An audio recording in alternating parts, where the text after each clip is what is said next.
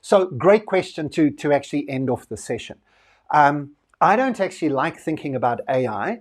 I rather like to think about IA, because when people think about AI, they either think of some robot walking around the office doing the work for you, or they think that you have to have this massive supercomputer, like Google-sized supercomputer in your basement. And so they tend to think, AI is not for us.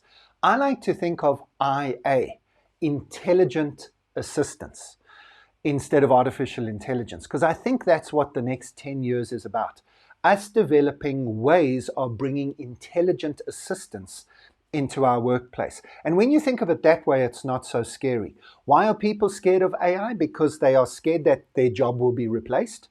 That's probably the number one thing, because they realize that a significant chunk of the work they do is work that doesn't require human thinking. So it's not creative, it's not intuitive, it's not new thinking. It's repetitive thinking. And let's be honest, I mean, I trained as an accountant. I did articles at, I was about to mention the name. These days I say I did articles at a leading accounting firm rather than mentioning KPMG. And there I did. Anyway,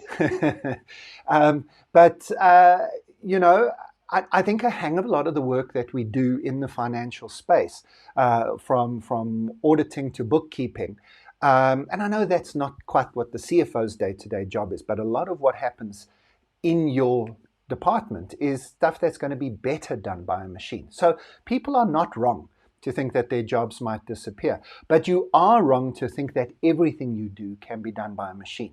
And so what people need to do is, instead of feeling afraid, instead of feeling worried about the future, they need to embrace the future. And this is what I try to do with my life, is to show people the excitement of these advances. Yes, there's a scary side, I admit that.